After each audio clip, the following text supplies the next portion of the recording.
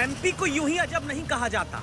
इतना अजब है एमपी कि कोरोना की लहर में जब मरीज दर दर भटकने लगे तो मध्य प्रदेश में अस्पताल खोलना मानो परचून की दुकान खोलने जैसा हो गया। जहां डॉक्टर्स का ना आता है ना पता, इलाज का भरोसा लापता, लेकिन अस्पताल खुल गया। इस बात की पहले ग्राउंड पर पड़ताल करके आए आज तक संवाददाता हेमेंद्र शर्मा, और फिर सरकारी वेबसाइट खंगाल कर वो जानकारी निकाली जो मध्य प्रदेश के स्वास्थ्य शिक्षा मंत्री को भी पता नहीं। तो हुआ ये है कि कोरोना के संकट काल में 1 साल के भीतर भोपाल में 104 नर्सिंग होम अस्पताल को लाइसेंस दे दिया गया, ग्वालियर में 116, इंदौर में 48 और जबलपुर में 34 नए अस्पताल नर्सिंग होम सरकार से लाइसेंस लेकर खुल गए।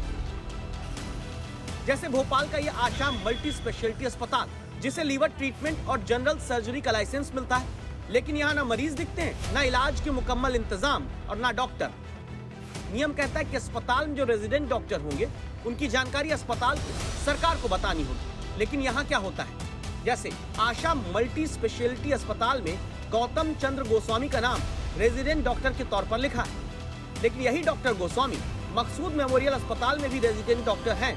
एप्पल चिल्ड्रन अस्पताल में भी डॉक्टर गौतम चंद्र का ही नाम रेजिडेंट डॉक्टर के तौर पर लिखा है, और यही डॉक्टर साहब यूबीएम मल्टी स्पेशलिटी अस्पताल में भी देखते जाते हैं।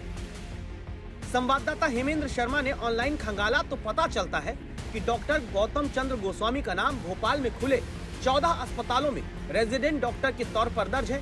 होशंगाबाद के 2 अस्पताल में भी नाम है, गुना के भी 2 अस्पताल में यही डॉक्टर साहब जाते हैं। सीहोर, रायसेन, राजगढ़ तक के अस्पताल में रेजिडेंट डॉक्टर के तौर पर गोस्वामी जी का नाम। पता चला है कि मध्य प्रदेश के 22 अस्पतालों में रेजिडेंट डॉक्टर के तौर पर नाम गौतम चंद्र गोस्वामी का लिखा है, लेकिन आशा मल्टी स्पेशलिटी अस्पताल में नाम होकर भी वो नहीं मिलते। हमें डॉक्टर गोस्वामी को लेना है। सर बाहर गए हुए हैं तो आपके नंबर दे दिए, सर आ जाएंगे, आपसे बात कर लेंगे। ऐसा बोला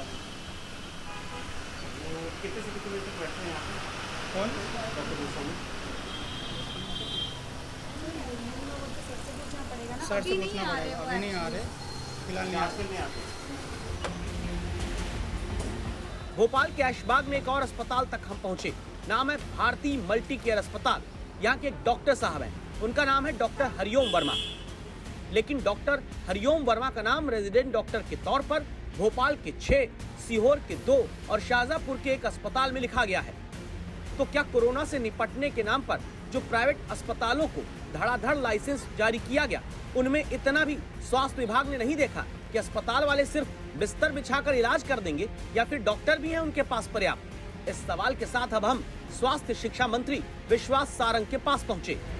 नेशनल मेडिकल काउंसिल की जो आहर्ताएं हैं, जो नियम है, उसका पालन करना सभी को बहुत जरूरी है। यदि इस तरह की कहीं कोई शिकायत होगी तो निश्चित रूप से कार्रवाई की जाएगी। सही मायने में एक व्यक्ति को एक ही जगह काम करना है और ये एनएमसी के पोर्टल के माध्यम से सुनिश्चित भी होता है। मुझे नहीं लगता है कि ऐसी स्थिति होगी, परंतु यदि कहीं शिकायत आएगी तो उस पर जांच भी की जाएगी और कार्रवाई भी की जाएगी।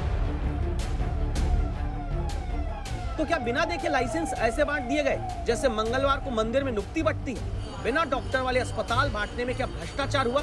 इसकी जांच जरूरी है, क्योंकि अगर ऐसा हुआ है तो फिर जान लीजिए कि मरीजों की जान से खिलवाड़ का लाइसेंस बांटा गया है। हेमेंद्र शर्मा, भोपाल आज तक।